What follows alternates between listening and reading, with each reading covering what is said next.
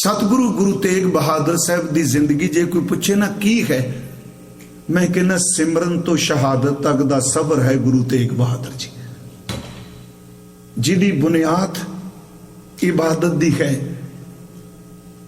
जिदी बुनियाद विच इबादत है, ते जिहड़ा शिखर जिहदा कलश शहादत दा है।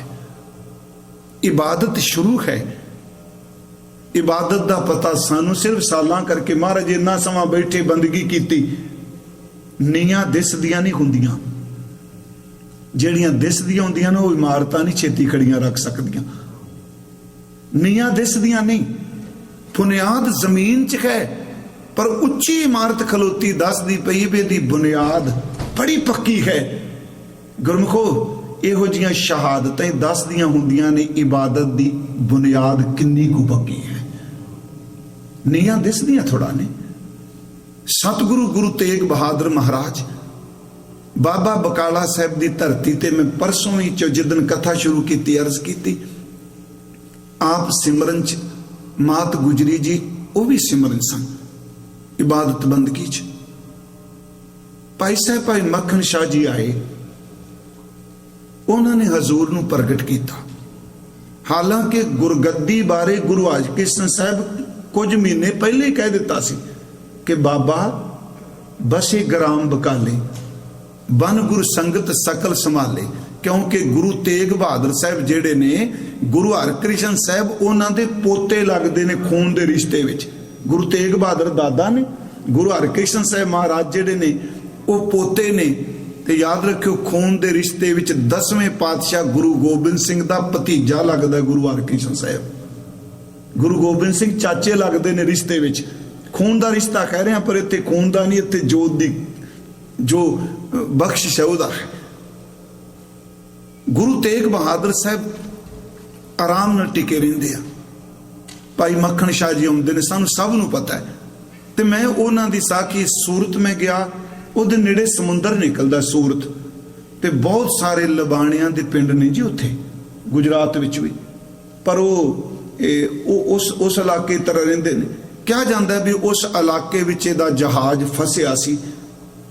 जिहड़ी वो घटना सानू सिक्ख्या दिंदी है कि भाई मक्खन शाह जदों मलाह ने कहा भी जहाज डुबेगा फस जाएगा जां ये गई कहानी, इन्हें कहा भी तुहाडी कोई अकल तुहाडी कोई सियाणप, उन्हें कहा नहीं। भाई मक्खन शाह ने कहा एक मेरे कोल मलाह होर है। उन्हें कहा जी कौन मलाह? अपने ते अमले नाल असीं सारे। कहंदा नहीं वो मलाह दिसदा नहीं, अन दिसदा दिसदियां होयां दे बेड़े किनारे लाई जांदा है जी। कौन मलाह? कहंदा मेरा गुरु नानक। उत्थे फिर कहंदे ने जदों जहाज डोल रहा सी, भाई मक्खन शाह ने चौंकड़ा मार के एकागर होके जपजी साहब दा पाठ किया। हिस्टरी कहंदी इहदा मतलब जदों दुख मुसीबत आवे कल्पन दी थां ते सुरत टिका के जप दा पाठ करो, गुरु बेड़े किनारे लांदा है। चित एकागर कर उन्हें जपजी साहब पढ़िया, सतगुरु दा ध्यान टिका के। मेरी फिर बेनती है, जदों आप कीर्तन कथा भी कर रहे हैं ना, जब सिमरन करने बाणी पढ़ने, कित्थे कित्थे भजदा मन। इस स्टेज ते गल कहांगे असीं कहांगे जी इत्थे बुत परसी अज नहीं। गुरमुखो जेड़ा मन परिवार विच भज रहा है ना, पाठ करदे आ, कारोबार विच भज रहा है, उस भजदे कोई मन नूं गुरमुखां दे चिंतन विच लै जाओ। जिथे पुत्र धी चेते हुंदा उत्थे किसी गुरमुख महापुरख नूं चेते कर लो, गुरु दी इतिहासक घटना चेते कर लो। बहुत भजदा होवे बस इउं चेते कर लो भी साहिबजादे नीआं च खलोते ने, दम घुटदा पिया है। तुसीं देखो भैड़ा मन एक खिन विच पुत्रां नूं छड्ड के साहिबजादियां दे चरनां च आ जाएगा। पर यह सब दे निजी सुरत की खेड है, जमाती नहीं मैं कह सकता। मैं उंज जमाती आप नाल सांझ कर दित्ती भी यह तरीका है। मन भज रहा है, हाय मैनू की मिलिया, मैं कलपिया, ते बस एक सीन इस मन नूं कहो छड्ड, तू लाहौर चल डेरा साहब, तत्ती तवी भखदी पई है, गुरु अर्जुन देव उहदे उत्ते बैठा है, वो शुक्र कर रहा, तू लांभे दे रहा।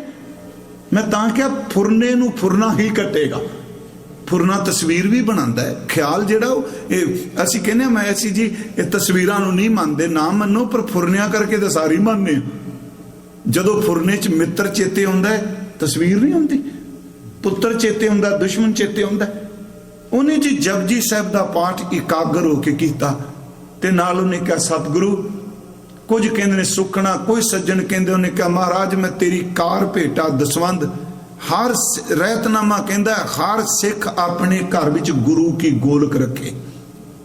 हर सिख अपना दसवंध जिहड़ा है वो सतगुरु दे नाम दा वखरा कर देवे। भावें असीं कथा कर रहे हैं, कीर्तन कर रहे हैं, मैं हर सिख कहे ये नहीं कि जिहड़े सुनते ने वो। ते सानू ज्यादा कढ़ना चाहिए, जिन्हों संगत दिंदी रोटी ज्यादा चाहिए कढ़ना।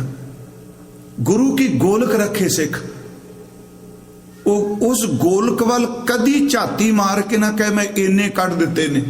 जदों अवैड़ा मन ओनू चेते करे, जो घर वरतना पे ओनू चेते करी 90,000 में खर्च लिया, बस 10,000 ही कढ़िया। ਇਹੋ ਜਿਹਾ शाह ਕਿਹੜਾ मिलेगा ਜਿਹੜਾ कहेगा भी 10% दे दे, 1% ही कह 10%, 90 हिस्से तेरे, 9 तेरे, सीधी गल, 1 मैनू दे दे, 10वां हिस्सा ही ना जी, जे 100 विचों 10 कहांगे। उन्हें जी पाठ किया, जहाज किनारे लग गया। ते जदों जिंदगी च दुख विच इहो जी घटना वापरदी है, वो अंदर दे विश्वास नूं इन्नियां पक्का कर दिंदी है। वो कहंदी भी तेरा गुरु है ते तेरे नाल है। वो चलदा दिल्ली आउंदे ने भाई साहब, मैं ज्यादा डिटेल च नहीं, सिर्फ एक गुरु की सुरत की है माया प्रति, जो गुरु तेग बहादुर साहब कह रहे हैं। क्यों कह रहे हैं? वो आउंदा सब नूं 2-2 4-4 भेटा। सब तो वड्डा दावेदार तां धीरमल सी। उंज हिस्टरी ने 22 मंजियां कहा, मैं एक बारी कहा सी भी गिनती करो तो थोड़े जी बनते हैं। सारियां दे मसंद ने, सारे सिफतां करते हैं। अखीर ते भाई मक्खन शाह हजूर दे कोल जांदा है, बड़ा रौला पिया हुंदा फौज नाल। महाराज पहले ही शब्द कहंदे आ सेवादार नूं, अज अपने घर च रौला क्यों है? हजूर मक्खन शाह आ रहा है। उत्तर दिंदे आ उहनूं कहो गुरु घर मत्था टेकन दी जाच सिखे।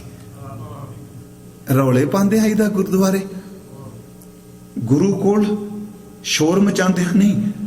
उन्हें जांदी कह दिता मक्खन शाह हजूर कहंदे ने ये तरीका नहीं गुरुद्वारे गुरु कोल आउण दा, बस उत्थे मत्था टेक दिता, सच्चा तू ही है। जाके उन्हें भेटा रखी। आप सब नूं पता है मैं तो कोई बहुत अर्थ बिल्कुल सीधे गुरु समराथे, गुरु लोक विच भी मोढा दिंदा है, गुरु परलोक विच भी दिंदा है। उन्हें कहा आ देख मक्खन शाह अजे तक कासी भी निशान नहीं पूरा होया भरिया, तू माया गुरु दी लकारी। ये गल सुनदी देर सी, बस कुछ नहीं सुझिया। इको दम मोढे ते परना रखिया, कोठे ते चढ़ के कहंदा है आवाज दे के भुलिए सिखे भुलिए संगते, सुनो दे कान गुरु लद्दा मैं मर्द महान। ये महिमा प्रकाश दे भुलिए संगते सुनो दे कान गुरु लद्दा मैं मर्द महान। आओ मैं तुहानूं दसां मैं गुरु लभ लिया है। पता रौला पै गया, संगत बहुत आ गई, भेटा इकट्ठी हो गई। मक्खन शाह का 500 को थोड़ा होंदा उस वेले। धीर मल्ले नूं पता लग गया, सारियां नूं पखंडियां नूं भी 500 नहीं मत्था टेक दिता है। इन्ने ढेर लग गया। मक्खन शाह खुशी नाल अपने जिथे स्थान डेरा किता चला गया। धीरमल घर आ पहुंचा, छियां मसंद नाल। उन्हें कहा भी कहानी गई। उत्थे फिर हजूर दे उत्ते गोली चलाई गई सी। कुछ कहते घोड़ी ते चलदे, कुछ कहते गोली चलाई, गोली कंध च वजी जाके हजूर दे मत्थे नूं छू के चली गई। माता नानकी जी उठे, बजुर्ग सन माता जी, अपने पुत दे मत्थे नूं अपने दुपट्टे दे नाल पूंजिया। जदों दुपट्टे नाल पूंज रहे सन, मेरा सतगुरु गुरु तेग बहादुर कहते मां जी आ वेखो माया दियां करामातां। किन्ने सालां दे बैठे सा, कोई उच्ची आवाज नहीं सी निकलदी, अज ही ढेर लगा, अज ही गोली चल गई है। ये शक्ति है माया दी। सब कुछ लुट के लै गए। भाई मक्खन शाह नूं पता लगा ਉਹ ਵਾਪਸ ਹੁੰਦਾ ਹੈ। ਉਹ ਧੀਰਮਲ ਦੇ ਪੈਰਾਂ 'ਚੋਂ ਜੁੱਤੀ ਲਵਾ ਕੇ ਅੱਗੇ ਨੰਗੇ ਪੈਰ ਲਾਂਦਾ ਹੈ। ਮਸੰਦ ਜਿਹਨੇ ਗੋਲੀ ਚਲਾਈ ਉਹਦੀਆਂ ਮਸ਼ਕਾਂ ਬੁਸ਼ਕਾਂ ਬੰਨ ਦਿੰਦਾ ਹੈ। ਗੁਰੂ ਤੇਗ ਬਹਾਦਰ ਸਾਹਿਬ ਕੋਲ ਜਾਂਦੇ ਆ, ਹਜ਼ੂਰ ਕਹਿੰਦੇ ਆ ਉਹ ਮੱਖਣ ਸ਼ਾਹ ਗੁਰੂ ਦੀ ਖੁਸ਼ੀ ਲੈਣ ਆਇਆ। ਕਹਿੰਦਾ ਜੀ ਸਤਿਗੁਰੂ, ਪਰ ਸਿੱਖੇ ਮੈਂ ਖੁਸ਼ੀ ਲੈਣ ਆਇਆ। ਕਹਿੰਦੇ ਸਾਡੀ ਖੁਸ਼ੀ ਇਹਦੇ ਵਿੱਚ ਇਹਨਾਂ ਦੀਆਂ ਬਾਹਾਂ ਖੋਲ ਦੇ ਤੇ ਜੋ ਕੁਝ ਇਹ ਚਾਹੁੰਦੇ ਨੇ ਇਹਨਾਂ ਦੀਆਂ ਝੋਲੀਆਂ ਭਰ ਦੇ, ਲੈ ਜਾਓ ਸਭ ਕੁਝ। ਮੈਂ ਸਤਿਗੁਰੂ ਦੀ ਬਾਣੀ ਜੋ 59 ਸ਼ਬਦ ਪੜ੍ਹ ਰਿਹਾ ਤੇ ਮੇਰੇ ਮਨ 'ਚ ਰੋਜ਼ ਹੀ ਗੱਲ ਆਉਂਦੀ ਤੇ ਮੈਂ ਆਪ ਨੂੰ ਬੇਨਤੀ ਕੀਤੀ ਸੀ, ਜਿਹਦੇ ਕੋਲ ਘੱਟ ਟਾਈਮ ਉਹ ਸ਼ਲੋਕ ਰੋਜ਼ ਪੜੋ, ਜਿਹਦੇ ਕੋਲ ਟਾਈਮ ਜ਼ਿਆਦਾ ਸਾਰੀ ਬਾਣੀ ਪੜੋ। ਤੁਸੀਂ ਦੇਖਿਓ ਇਹਨਾਂ ਦਿਨਾਂ 'ਚ ਬੜੀ ਕਿਰਪਾ ਵਰਤਣੀ ਜੇ। ਇਹ ਸ਼ਤਾਬਦੀ ਹੈ ਮਹਾਰਾਜ ਦੀ। ਤੇ ਇਹ ਦੇਖੋ ਗੁਰੂ ਤੇਗ ਬਹਾਦਰ ਸਾਹਿਬ ਪ੍ਰਸੰਨ ਹੋਣਗੇ ਰੋਜ਼ ਤੁਹਾਡੇ ਤੇ। ਹਜ਼ੂਰ ਨੇ ਕਿਹਾ ਦੇ ਦਿਓ ਸਭ ਕੁਝ। ਤੇ 2 ਸ਼ਬਦ ਮੈਂ ਕਹਿਣਾ ਗੁਰੂ ਤੇਗ ਬਹਾਦਰ ਨੇ ਆਪਣੇ ਜੀਵਨ ਦੀ ਵਿਆਖਿਆ ਕੀਤੀ। ਇੱਕ ਤਾਂ ਇਹ ਜੋ ਨਰ ਦੁੱਖ ਮੈਂ ਦੁੱਖ ਨਹੀਂ ਮੰਨਦਾ, ਕਹਿੰਦੇ ਸਭ ਦੇ ਦੇ ਮਾਇਆ ਦੇ ਦੇ ਇਹਨਾਂ ਨੂੰ। ਦੂਜੀ ਗੱਲ ਖਿਮਾ ਕਰ ਦੇ। ਮਾਤ ਨਾਨਕੀ ਜੀ ਕਹਿੰਦੇ ਆ ਬੇਟੇ, ਕੁਝ ਵਿਦਵਾਨ ਕਹਿੰਦੇ ਨੇ ਗੁਰਤਾ ਗੱਦੀ ਤੇ ਅਸੀਨ ਹੋਣ ਲੱਗਿਆ ਪਹਿਲਾ ਸ਼ਬਦ ਦੇ ਉਚਾਰਨ ਕੀਤਾ ਜਦੋਂ ਪ੍ਰਗਟ ਹੋਏ। ਕਹਿਣ ਲੱਗੇ ਪੁੱਤ ਆਪਣੀ ਮਾਇਆ ਹੈ, ਸਭ ਕੁਝ ਦਈ ਜਾਣਾ। ਅੱਗੋਂ ਫਿਰ ਉੱਤਰ ਦਿੱਤਾ ਮਾਈ ਮੈਂ ਧਨ ਪਾਇਓ ਹਰ ਨਾਮ। ਆ ਨਹੀਂ ਮਗਨ ਹੈਗਾ ਮਾਇਆ 'ਚ। ਇਹ ਬਸੰਤ ਰਾਗ 'ਚ ਹੈ ਜੀ। ਮਾਈ ਮੈਂ ਧਨ ਪਾਇਓ ਹਰ ਨਾਮ, ਮਨ ਮੇਰੋ ਧਾਵਨ ਤੇ ਛੁਟਿਓ। ਮੇਰੇ ਮਨ 'ਚ ਤਾਂ ਭਟਕਣੀ ਕੋਈ ਨਹੀਂ ਰਹੀ, ਕਰ ਬੈਠੋ ਵਿਸ਼ਰਾਮ। ਮਾਇਆ ਮਮਤਾ ਤਨ ਤੇ ਨਾਠੀ। ਵੇਖੋ ਅੰਦਰ ਮਮਤਾ ਹੈ ਹੀ ਨਹੀਂ। ਮੈਂ ਕਹਿੰਦਾ ਸੱਚ ਇਹ ਗੁਰੂ ਤੇਗ ਬਹਾਦਰ ਸਾਨੂੰ ਸਮੱਤ ਦਿੰਦੇ ਪਏ ਹੋ ਬੰਦਿਓ, ਤੁਹਾਡੇ ਅੰਦਰ ਨੂੰ ਮਾਇਆ ਦੀ ਮਮਤਾ ਖਾ ਗਈ, ਤੁਹਾਡਾ ਅੰਦਰ ਨਹੀਂ ਟਿਕ ਰਿਹਾ। ਜਦੋਂ ਆਪਣੀ ਗੱਲ ਕਰ ਰਿਹਾ ਮਾਈ ਮੈਂ ਤਨ ਪਾਇਓ ਹਰ ਨਾਮ, ਮਨ ਮੇਰੇ ਧਾਵਨ ਤੇ ਛੁਟਿਓ, ਕਰ ਬੈਠੋ ਵਿਸ਼ਰਾਮ। ਮਾਇਆ ਮਮਤਾ ਤਨ ਤੇ ਨਾਠੀ, ਉਪਜੋ ਨਿਰਮਲ ਗਿਆਨ। ਲੋਭ ਮੋਹ ਇਹ ਪਰਸ ਨਾ ਸਕੈ, ਗਈ ਭਗਤ ਭਗਵਾਨ। ਮੇਰੇ ਕੋਲ ਪਰਮਾਤਮਾ ਦੀ ਭਗਤੀ ਹੈ, ਮੇਰੇ ਅੰਦਰ ਨੂੰ ਪ੍ਰਭਾਵਿਤ ਨਹੀਂ ਕਰਦੀ। ਅੱਜ ਸਤਿਗੁਰੂ ਗੁਰੂ ਤੇਗ ਬਹਾਦਰ ਕਹਿੰਦੇ ਨੇ ਪ੍ਰਾਣੀ ਕਿਉਂ ਨਹੀਂ ਨਾਮ ਜਪਦਾ? ਕਹਿੰਦੇ ਇਸ ਕਰਕੇ ਕਿਉਂਕਿ ਦੇ ਮਾਇਆ ਵਿੱਚ ਮਨ ਮਗਨ ਹੈ, ਪ੍ਰਵਿਰਤ ਹੈ। ਸਤਿਗੁਰਾਂ ਨੇ ਸ਼ਬਦ ਵਰਤੇ ਜਿਹੜੇ ਅਸੀਂ ਅਰਥ ਕਰ ਰਹੇ ਹਾਂ। ਹਜ਼ੂਰ ਕਹਿ ਰਹੇ ਨੇ ਪ੍ਰਾਣੀ ਕੋ, ਮੈਂ ਫਿਰ ਦੁਬਾਰਾ ਅਰਥ ਕਰਨ ਲੱਗਾ, ਪ੍ਰਾਣੀ ਨੂੰ, ਇਨਸਾਨ ਨੂੰ, ਜਾਂ ਸਿੱਧੇ ਹਿੰਦੀ 'ਚ ਕਹੋ ਪ੍ਰਾਣੀ ਕੋ, ਪ੍ਰਾਣੀ ਨੂੰ ਹਰ ਜਸ ਮਨ ਨਹੀਂ ਆਵੇ। ਹਰੀ ਦਾ ਯਸ ਇਹਦੇ ਮਨ 'ਚ ਕਿਉਂ ਨਹੀਂ ਆਉਂਦਾ? ਮੈਂ ਅਰਥ ਕੀਤੇ ਕਿਉਂ ਨਹੀਂ ਸਿਮਰਨ ਕਰਦਾ? ਮਹਾਰਾਜ ਕਹਿੰਦੇ ਐਨ ਸਮਗਨ ਰਹੇ ਮਾਇਆ ਮੈਂ। ਦਿਨ ਰਾਤ ਮਾਇਆ ਵਿੱਚ ਮਗਨ ਕਹੇ, ਕੂੰਜ ਦੀ ਤਰ੍ਹਾਂ ਸੱਚੀ ਮੁੱਚੀ ਜਿਵੇਂ ਉਹ ਬੱਚਿਆਂ ਨੂੰ ਚੇਤੇ ਕਰਦੀ ਹੈ, ਇਹ ਗਿਣਤੀਆਂ ਮਿੰਤੀਆਂ ਕਰੀ ਜਾਂਦਾ। ਅੱਜ ਇੰਨੇ ਕੁ ਹੋ ਗਿਆ, ਜੇ ਇੰਨੇ ਬਣ ਗਏ। ਮਹਾਰਾਜ ਕਹਿੰਦੇ ਐਨ ਸਮਗਨ ਰਹੇ ਮਾਇਆ ਮੈਂ। ਕਹੋ ਦੱਸੋ ਭਾਈ ਕੈਸੇ ਗੁਣ ਗਾਵੇ? ਇਹ ਵਿਚਾਰਾ ਕਿਵੇਂ ਗੁਣ ਗਾਏਗਾ? ਇਹਦਾ ਮਨ ਤਾਂ ਖਾਲੀ ਹੈ ਨਹੀਂ। ਕਹੋ ਕੈਸੇ ਗੁਣ ਗਾਵੇ? ਇਹ ਸਿਮਰਨ ਕਿਵੇਂ ਕਰੇਗਾ? ਇਹ ਗੁਣ ਨਹੀਂ ਗਾ ਸਕੇਗਾ। ਮਾਇਆ ਧਾਰੀ ਬੰਦੇ ਦਾ ਮੈਂ ਫਿਰ ਅਰਜ਼ ਪਹਿਲਾਂ ਕਰ ਦਿੱਤੀ, ਜਿਨ੍ਹਾਂ ਲਈ ਲਾਗੀ ਮੈਂ ਉਹਨਾਂ ਦੀ ਗੱਲ ਨਹੀਂ ਕਰ ਰਿਹਾ, ਉਹਨਾਂ ਮਾਇਆ ਵਿੱਚ ਪਾਇਆ। ਜਿਸ ਬੰਦੇ ਦੀ ਬਿਰਤੀ ਮਾਇਆ ਵੱਲ ਹੈ, ਸੁਰਤ ਮਾਇਆ ਵੱਲ ਹੈ, ਉਹਦੇ ਲਈ ਰੱਬ ਦਾ ਪਾਣਾ ਬਹੁਤ ਮੁਸ਼ਕਲ ਹੈ। ਨਿਊ ਟੈਸਟਾਮੈਂਟ ਵਿੱਚ ਬਾਈਬਲ 'ਚ ਇੱਕ ਘਟਨਾ ਹੈ ਅਮੀਰ ਨਾਲ ਸੰਬੰਧਿਤ। ਚਲੋ ਸਾਨੂੰ ਗੁਣ ਲੈਣਾ ਚਾਹੀਦਾ, ਕੋਈ ਪੈਗੰਬਰ ਹੋਵੇ ਕੋਈ ਇੰਨੀ ਸੰਕੀਰਨਤਾ ਨਾ ਵਰਤਿਓ, ਮੇਰੀ ਬੇਨਤੀ ਹੈ। ਕਿਉਂਕਿ ਅਸੀਂ ਇੰਨੇ ਕੁ ਸੁੰਗੜਦੇ ਜਾਂਦੇ ਹਾਂ। ਜਿਸ ਗੁਰੂ ਨੇ ਇਹ ਕਿਹਾ ਲੋਕੋ ਦੇਵਰਾ ਮਸੀਤ ਸੋਈ ਪੂਜਾ ਉਹ ਨਵਾਜ ਹੋਈ ਮਾਨਸ ਸਭ ਏਕ ਪੈ ਅਨੇਕ ਕੋ ਪ੍ਰਭਾਉ ਹੈ। ਗੁਰੂ ਕਹਿੰਦਾ ਨਹੀਂ, ਉਹਦੇ ਵੱਖਰੇ ਵੱਖਰੇ ਰੂਪ ਨੇ। ਕੋਈ ਬੋਲੇ ਰਾਮ ਰਾਮ, ਕੋਈ ਖੁਦਾ ਹੈ। ਉਹ ਨਿਊ ਟੈਸਟਾਮੈਂਟ 'ਚ ਕਹਿੰਦੇ ਆ ਵੀ ਅਮੀਰ ਬੰਦਾ ਇੱਕ ਆ ਕੇ ਮਿਲਦਾ ਹੈ ਈਸਾ ਜੀ ਨੂੰ, ਯਸੂ, ਤੇ ਸਵਾਲ ਕਰਦਾ ਹੈ ਮੈਂ ਆਤਮਿਕ ਜੀਵਨ, ਸ੍ਰੇਸ਼ਟ ਜੀਵਨ ਵਿੱਚ ਕਿਵੇਂ ਪ੍ਰਵੇਸ਼ ਕਰਾਂ? ਯਸੂ ਜੀ ਕਹਿੰਦੇ ਆ ਰੱਬ ਤੈਨੂੰ ਚੰਗਾ ਲੱਗਦਾ ਹੈ, ਉਹਦੇ ਹੁਕਮ ਨੂੰ ਮੰਨ। ਤੈਨੂੰ ਚੰਗਾ ਲੱਗਦਾ ਉਹਦੇ ਹੁਕਮ ਨੂੰ ਮੰਨ। ਜੀ ਕੀ ਕਰਾਂ? ਕਹਿਣ ਲੱਗੇ ਵੀ ਵਿਚਾਰ ਨਾ ਕਰ, ਖੂਨ ਨਾ ਕਰ, ਚੋਰੀ ਨਾ ਕਰ, ਝੂਠੀ ਗਵਾਹੀ ਨਾ ਦੇ, ਮਾਂ ਬਾਪ ਦਾ ਅਦਬ ਕਰ, ਦੂਜੇ ਨੂੰ ਆਪਣੇ ਦੀ ਤਰ੍ਹਾਂ ਜਾਣ, ਦੂਜੇ ਨੂੰ ਆਪਣੇ ਦੀ ਤਰ੍ਹਾਂ ਜਾਣ। ਉਹ ਕਹਿੰਦਾ ਜੀ ਇਹ ਤਾਂ ਮੈਂ ਕਰਨਾ ਵਾ, ਹੋਰ ਕੀ ਕਰਾਂ, ਅੰਦਰ ਨਹੀਂ ਟਿਕ ਰਿਹਾ, ਜਾਂ ਕਿਵੇਂ ਪ੍ਰਵੇਸ਼ ਕਰਾਂ। ਉੱਤਰ ਦਿੰਦੇ ਆ, ਜਿੰਨੀ ਦੌਲਤ ਇਕੱਠੀ ਕੀਤੀ ਵੰਡ ਦੇ ਗਰੀਬਾਂ ਵਿੱਚ, ਸਵਰਗ ਦਾ ਬੂਹਾ ਤੇਰੇ ਲਈ ਖੁੱਲ ਜਾਏਗਾ। ਉੱਥੇ ਉਹ ਬੰਦਾ ਥਿੜਕ ਜਾਂਦਾ ਹੈ। ਜਿਹੜੀ ਘਟਨਾ ਮਸਕੀਨ ਸਾਹਿਬ ਵੀ ਕੋਟ ਕਰਦੇ ਨਾ, ਅਸਲ 'ਚ ਚੈਪਟਰ ਇਹ ਵੇ, ਉੱਥੇ ਥਿੜਕ ਜਾਂਦਾ ਹੈ। ਕਿਉਂਕਿ ਅਮੀਰ ਬੜਾ, ਪੈਸਾ ਬੜਾ ਇਕੱਠਾ ਕੀਤਾ, ਧਨ ਦੌਲਤ ਬੜੀ, ਉਦਾਸ ਹੋ ਕੇ ਜਦੋਂ ਚੁੱਪ ਕਰਕੇ ਮੁੜਨ ਲੱਗਾ ਹੈ ਤੇ ਈਸਾ ਜੀ ਬੋਲ ਕੇ ਕਹਿੰਦੇ ਆ, ਉਹ ਪਤਰਸ, ਇੱਕ ਊਠ ਸੂਈ ਦੇ ਨਿੱਕੇ ਵਿੱਚੋਂ ਨਿਕਲਣਾ ਸੌਖਾ ਹੈ। ਇਹ ਉਦਾਹਰਨ ਉਸ ਚੈਪਟਰ ਦੀ। ਇੱਕ ਊਠ ਸੂਈ ਦਾ ਨੱਕਾ, ਸੂਈ ਦੇ ਸੁਰਾਖ ਵਿੱਚੋਂ ਊਠ ਨਿਕਲ ਸਕਦਾ ਹੈ, ਪਰ ਮਾਇਆ ਧਾਰੀ ਬੰਦੇ ਦਾ ਸਵਰਗ ਦੇ ਰਾਜ ਵਿੱਚ ਜਾਣਾ ਬੜਾ ਮੁਸ਼ਕਲ ਹੈ, ਨਹੀਂ ਜਾ ਸਕੇਗਾ। ਗੁਰੂ ਸਾਹਿਬ ਜੀ ਨੇ ਸ਼ਬਦ ਵਰਤਿਆ, ਜਿਹੜਾ ਬੰਦਾ ਬੋਲਾ ਹੋ ਜਾਏ ਤੇ ਅੰਨਾ ਹੋ ਜਾਏ, ਉਹਦੇ ਲਈ ਸੁਣਨਾ ਤੇ ਚੱਲਣਾ ਮੁਸ਼ਕਲ ਹੋ ਜਾਂਦਾ ਹੈ। ਜਿਹਦਾ ਮਨ ਮਾਇਆ ਵਿੱਚ ਮਗਨ ਹੈ, ਮਾਇਆ ਧਾਰੀ ਅਤ ਅੰਨਾ ਬੋਲਾ। ਅਤ ਦਾ ਕਿਹਾ, ਥੋੜਾ ਨਹੀਂ ਕਿਹਾ ਵੀ ਥੋੜੀ ਥੋੜਾ ਦਿਸਦਾ, ਝਾਵਲਾ ਵੀ ਨਹੀਂ ਦਿਸਦਾ, ਅਤ ਦਾ ਬੋਲਾ ਕਿਹਾ। ਇੱਥੇ ਹਜ਼ੂਰ ਸ਼ਬਦ ਵਰਤ ਰਿਹਾ, ਪ੍ਰਾਨੀ ਕੋ ਹਰ ਜਸ ਮਨ ਨਹੀਂ ਆਵੇ, ਐਨਸ ਮਗਨ ਰਹੇ ਮਾਇਆ ਮੈਂ, ਕਹੋ ਕੈਸੇ ਗੁਣ ਗਾਵੇ। ਕਿਵੇਂ ਗੁਣ ਗਾਏਗਾ ਰਹਾਓ। ਅੱਗੇ ਸਤਿਗੁਰੂ ਕਿਹੜੀ ਮਾਇਆ। ਹਜ਼ੂਰ ਕਹਿੰਦੇ ਨੇ ਪੂਤ ਪੁੱਤਰ, ਮੀਤ ਮਿੱਤਰ। ਫਿਰ ਸ਼ਬਦ ਵਰਤਿਆ ਮਾਇਆ ਮਮਤਾ ਸਿਉ, ਮਮਤਾ ਦਰ ਤੇ ਪਕੜ ਮੇਰੀ, ਮੇਰਾ ਹੀ ਹੋਵੇ। ਮਹਾਰਾਜ ਕਹਿੰਦੇ ਨੇ ਪੁੱਤਰ ਤੇ ਮਿੱਤਰ, ਇਹ ਮਾਇਆ ਮਮਤਾ ਜਿਹੜੀ ਹੈ, ਪੂਤ ਮੀਤ ਮਾਇਆ ਮਮਤਾ ਸਿਉ, ਇਹ ਬਿਦ ਆਪ ਬੰਧਾਵੇ। ਇਹ ਬਿਦ, ਇੱਥੇ ਗੱਲ ਯਾਦ ਰੱਖਿਓ, ਜਿਹੜੀ ਇਹ ਬਿਦ ਹੈ ਨਾ, ਇਹਦੇ ਅਰਥ ਅਗਲੀ ਤੁਕ ਚ ਨੇ, ਇਸ ਤਰੀਕੇ ਨਾਲ। ਤੇ ਅੱਗੇ ਪ੍ਰਸ਼ਨ ਉੱਠੇਗਾ ਕਿਸ ਤਰੀਕੇ ਨਾਲ, ਅਗਲੀ ਤੁਕ ਵਿੱਚ ਫਿਰ ਦੱਸਣਗੇ ਇਸ ਤਰੀਕੇ ਨਾਲ।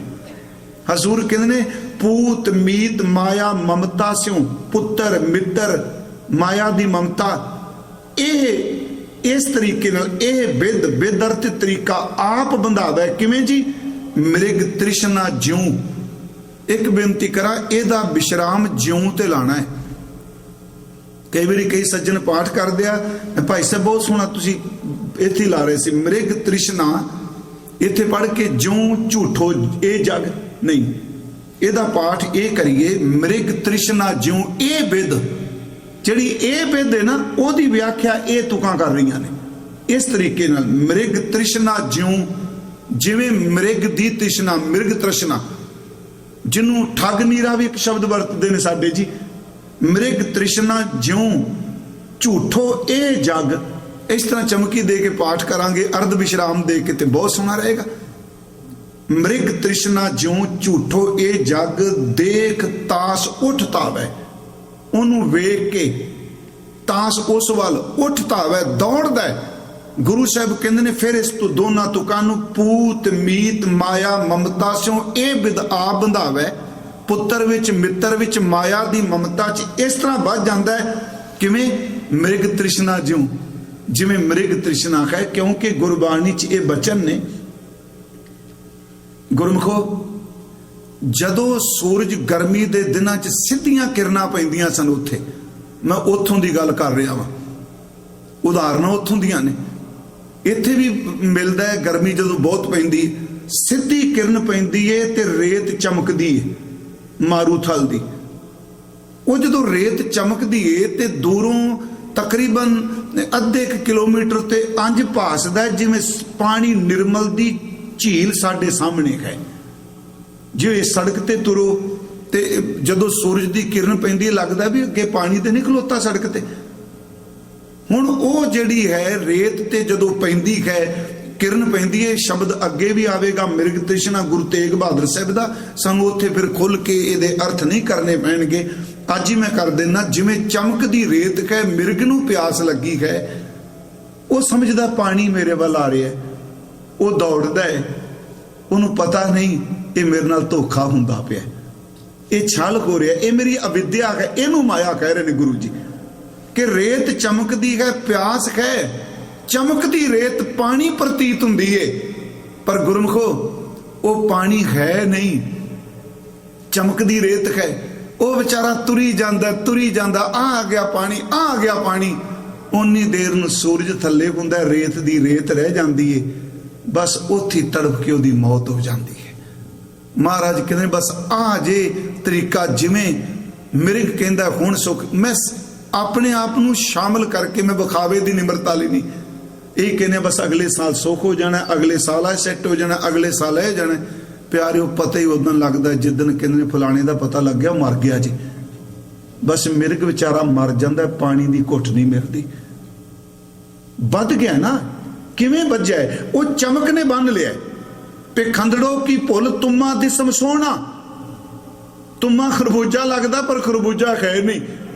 ਹੁਣ ਚਮਕ ਦੀ ਰੇਤ ਨੇ ਬੰਨ ਲਿਆ ਉਹਨੂੰ, ਨਾ ਮਿਰਗ ਖੱਬੇ ਜਾਂਦਾ ਨਾ ਸੱਜੇ ਜਾਂਦਾ, ਦੌੜਿਆ ਜਾਂਦਾ, ਰੱਸੀ ਵੀ ਕੋਈ ਨਹੀਂ ਪਾਈ, ਕਿਸੇ ਨੇ ਰੱਸੀ ਥੋੜਾ ਪਾਈ, ਰੇਤ ਵੀ ਤੁਰਿਆ। ਅਦ੍ਰਿਸ਼ਟ ਬੰਧਨ ਉਹਨੂੰ ਖਿੱਚੀ ਲਿਜਾ ਰਿਹਾ ਪਾਣੀ ਦੇ ਭੁਲੇਖੇ। ਗੁਰਮੁਖੋ ਇਹੀ ਮਨ ਦਾ ਹਾਲ ਹੈ। ਮਨ ਕਹਿੰਦਾ ਬਸ ਅਗਲੇ ਸਾਲ ਸੈੱਟ ਹੋ ਜਾਣਾ, ਅਗਾਂ ਬਿਲਕੁਲ ਠੀਕ ਹੋ ਜਾਣਾ, ਪਰ ਪਤਾ ਹੀ ਕੋਈ ਨਹੀਂ। ਇੱਕ ਮੋਹ ਦੀ ਅਦ੍ਰਿਸ਼ਟ ਜੰਜੀਰ ਹੈ ਜਿਹੜੀ ਮੌਤ ਦੇ ਬੂਹੇ ਤੱਕ ਲਿਜਾਂਦੀ ਪਈ ਹੈ। ਮਹਾਰਾਜ ਕਹਿੰਦੇ ਇਸ ਕਰਕੇ ਨਾਮ ਨਹੀਂ ਚੇਤੇ ਆ ਰਿਹਾ, ਸਿਮਰਨ ਨਹੀਂ ਯਾਦ ਆ ਰਿਹਾ। ਗੁਰੂ ਸਾਹਿਬ ਸ਼ਬਦ ਵਰਤ ਰਹੇ ਨੇ ਕਿ ਪੂਤ ਮੀਤ ਮਾਇਆ ਮਮਤਾ ਸਿਉ, ਇਹ ਵਿਦ ਆਪ ਬੰਧਾਵੇ, ਮ੍ਰਿਗ ਤ੍ਰਿਸ਼ਨਾ ਜਿਉ, ਝੂਠੋ ਇਹ ਜਗ ਦੇਖ ਤਾਸ ਉੱਠਤਾ ਵੈ। ਉਹਨੂੰ ਵੇਖ ਕੇ ਦੌੜ ਰਿਹਾ ਹੈ। ਇਹਨੂੰ ਸਤਿਗੁਰੂ ਨੇ ਇੱਕ ਹੋਰ ਹੀ ਉਦਾਹਰਨ ਦਿੱਤੀ, ਬੱਝਾ ਹੋਇਆ।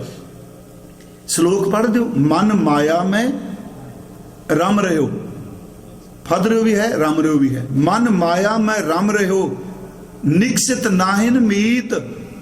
ਕਿਵੇਂ ਨਿਕਲੇ? ਬੱਝਾ ਪਿਆ। ਨਾਨਕ ਮੂਰਤ ਚਿੱਤਰ ਜਿਉ, ਛਾੜਤ ਨਾਹਿਨ ਪੀਤ। ਇੱਥੇ ਯਾਦ ਰੱਖਿਓ, ਛਾੜਤ ਨਾਹਿਨ ਪੀਤ ਕਿਹਾ। ਇੱਕ ਹੁੰਦਾ ਵੀ ਮੂਰਤੀ ਨੂੰ ਤੁਸੀਂ ਟੰਗਦੇ ਹੋ ਨਾ, ਫੋਟੋਆਂ ਟੰਗਦੇ ਨੇ ਵੀ ਕਿੱਲ ਲਾ ਦਿਆ, ਮੇਖ ਲਾ ਦਿਓ, ਟੰਗ ਦਿਓ, ਟੰਗੇ ਹੋਏ ਵੱਖ ਹੋ ਜਾਂਦੇ ਆ। ਜਿਹੜੀਆਂ ਤਸਵੀਰਾਂ ਪੱਥਰ ਨੂੰ ਤਰਾਸ਼ ਕੇ, ਇੱਟਾਂ ਨੂੰ ਤਰਾਸ਼ ਕੇ ਕੰਧ ਵਿੱਚੋਂ ਨਿਕਲਦੀਆਂ, ਉਹ ਵੱਖ ਨਹੀਂ ਹੁੰਦੀਆਂ, ਉਹ ਜੁੜੀਆਂ ਪਈਆਂ ਨੂੰ ਉਹਨਾਂ ਨਾਲ। ਮੈਂ ਫਿਰ ਬੇਨਤੀ ਕਰਾਂ, ਭਾਵਾਂ ਕਿ ਇੱਥੇ ਚਿੱਤਰ ਸ਼ਬਦ ਗੁਰੂ ਜੀ ਨੇ ਵਰਤਿਆ, ਮੈਂ ਇੱਕ ਵਾਰ ਇਹਦੇ ਅਰਥ ਪੇਂਟ ਵੀ ਕੀਤੇ ਸਨ, ਮੈਂ ਅੱਜ ਉਹ ਅਰਥ ਬਦਲਣ ਲੱਗਾ ਵਾਂ ਕਿ ਮੰਨ ਲਓ ਕਿਸੇ ਨੇ ਪੇਂਟਿੰਗ ਕਰ ਦਿੱਤੀ ਕੰਧ ਉੱਤੇ, ਪਰ ਅਗਲਾ ਬੁਰਸ਼ ਮਾਰ ਦੇਗਾ, ਚਲੀ ਗਈ। ਨਹੀਂ, ਜਿਹੜੀ ਇੱਟਾਂ ਤਰਾਸ਼ ਕੇ ਮੂਰਤ ਕੰਧ ਵਿੱਚੋਂ ਨਿਕਲਦੀ ਏ, ਉਹਨੂੰ ਨਾ ਬੁਰਸ਼ ਹਟਾ ਸਕਦਾ, ਨਾ ਕੋਈ ਪਰਦਾ ਹਟਾ ਸਕਦਾ, ਉਹ ਤਾਂ ਵਿੱਚ ਠੁੱਕੀ ਪਈ ਹੈ। ਮਹਾਰਾਜ ਕਹਿੰਦੇ ਇਸ ਤਰ੍ਹਾਂ ਸਾਡਾ ਮਨ ਹੋਇਆ ਪਿਆ ਹੈ। ਮਨ ਮਾਇਆ ਮੈਂ ਰਮ ਰਹਿਓ, ਨਿਕਸਤ ਨਾਹਿਨ ਮੀਤ। ਨਾਨਕ ਮੂਰਤ ਚਿੱਤਰ ਜਿਉ, ਛਾੜਤ ਨਾਹਿਨ ਪੀਤ। ਫਿਰ ਇਹ ਜਦੋਂ ਪੱਕ ਜਾਂਦੀ ਹੈ ਨਾ ਸੁਰਤੇ ਦੇ ਚ, ਫਿਰ ਕੱਢਣੀ ਬੜੀ ਮੁਸ਼ਕਲ ਹੋ ਜਾਂਦੀ ਹੈ, ਨਹੀਂ ਜੇ ਕਾਬੂ ਹੁੰਦੀ। ਵਾਰ-ਵਾਰ ਉਹ, ਕਿਉਂਕਿ ਕਈ ਸਾਲਾਂ ਦੀ, ਕਈ ਸਾਲ ਹੋ ਗਏ ਨੇ, ਉਹ ਖਿੱਚਦੀ ਹੈ, ਫਿਰ ਆਪਣੇ ਨਾਲ ਹੋਰ ਖਿੱਚਦੀ ਹੈ। ਉਹ ਸਿਆਣੇ ਲੋਕ ਕਹਿੰਦੇ ਸਨ ਨਾ ਵੀ ਉਹ ਛੱਡ ਦੇ ਕੰਬਲ। ਇਹ ਵੀ ਜਿੰਨੀਆਂ ਕਹਾਵਤਾਂ ਬਣਾਈਆਂ ਨੇ ਇਹਨਾਂ ਦੇ ਕੋਈ ਅਰਥ ਸਨ।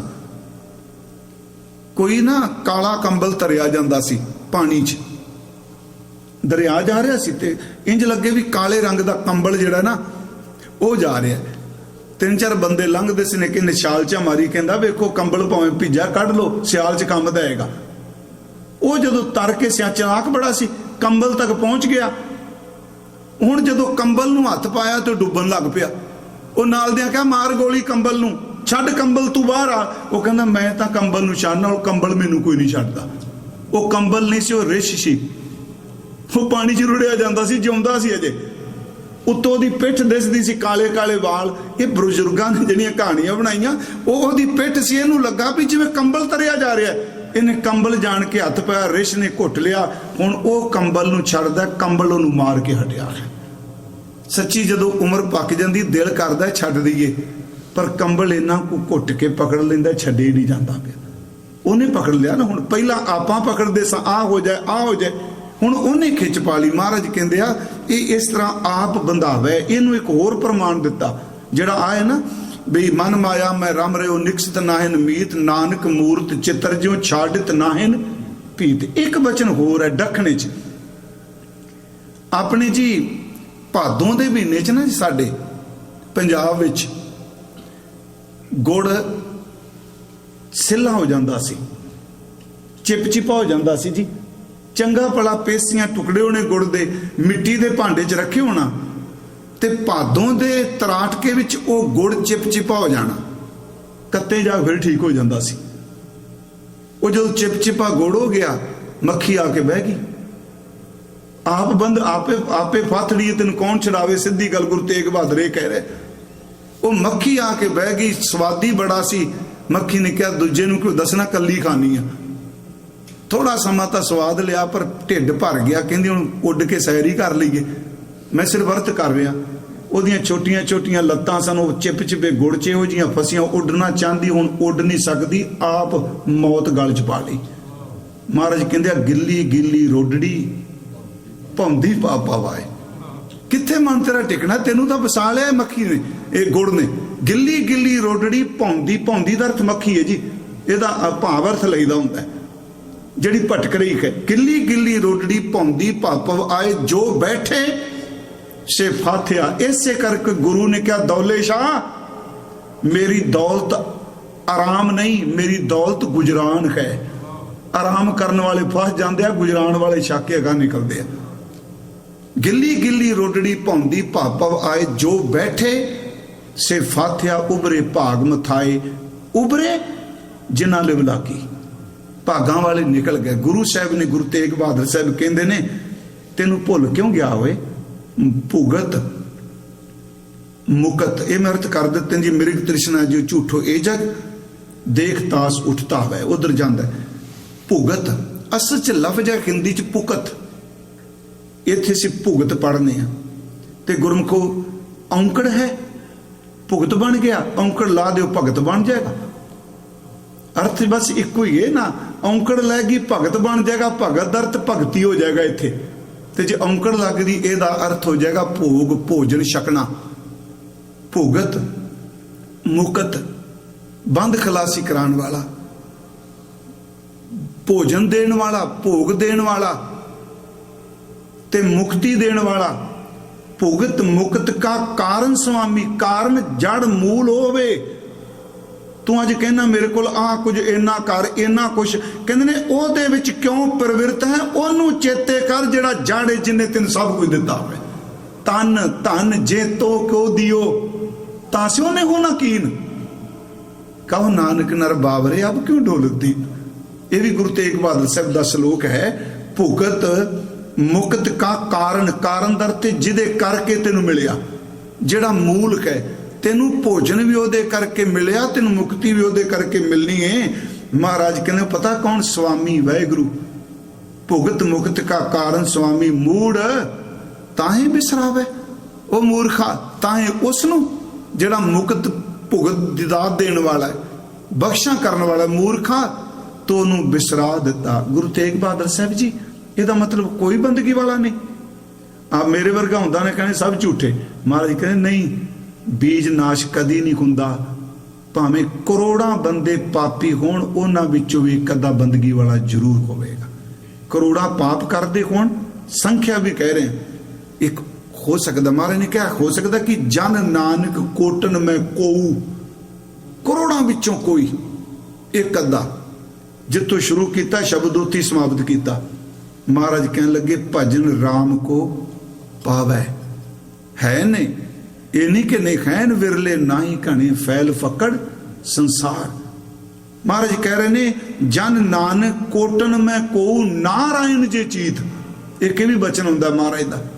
जन नानक कोटन में को करोड़ा विचों, इत्थे भी मैं दा अर्थ विच करना है, मैं को उन्हां विच कोई। जन नानक कोटन में को भजन राम को पावै, जेड़ा राम के प्रभु दे भजन च जुड़िया रहिंदा है, सिमरन च जुड़िया रहिंदा है। सारे शब्द दा तत भाव में सिर्फ इन्ना कु है, मन चलदा। कल नूं महाराज कृपा करनगे जी, साधो ये मन गए हो न जाई। ये भी इत्थे अज गुरु साहब ने साधो नहीं जे शब्द वरत्या, अज पुरानी वरत्या भी जेड़े नहीं बंदगी करते क्यों नहीं करते। हुण अगे कल नूं फिर साधना वाले नूं कहणगे साधो बैठे ते आया, पर तुहानूं दसां मन क्यों नहीं पकड़िया जांदा, ये काबू क्यों नहीं आउंदा पिया। इत्थे सतगुरु ने सारी गल ये दसी है कि निरंतर साडे अंदर फुरने चली जाते आ। फुरने नूं काबू करना, ख्याल नूं काबू करना ओदी किरपा तो बिना नहीं काबू हुंदा। ओदी बख्शिश होवे ते तां। बस यही है दाता।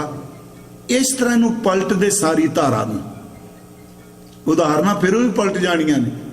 जिवें एक बंदा जैसे बिखे हेत पर नारी है, तां गलत तरीका ना।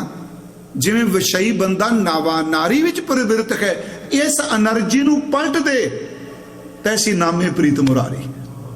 बस इनू पलट दे। खिच तां होई है ना, जिन्ना को दुनिया लई रो छड्डिया प्यारिओ, इदू किते जिंदगी दा 5 पैसे हिस्सा किते रब लई रोया हुंदा ते बहुत कुछ बन जाता। सतगुरु अज गुरु तेग बहादुर साहिब कहंदे इसे प्रकरण नूं, क्योंकि शब्द दे नाल मिलदा है। कल नूं अगे बेनती करांगा। आप संगत दा बहुत धन्नवाद। आप इस बीमारी दे समय भी काफ़ी गिनती विच गुरु साहिब दे चरनां च रोज आ रहे हो। तो मेरी ये बेनती है, शब्द जरूर पढ़ के आया करो घरों, ते सलोक जरूर पाठ करो सारे।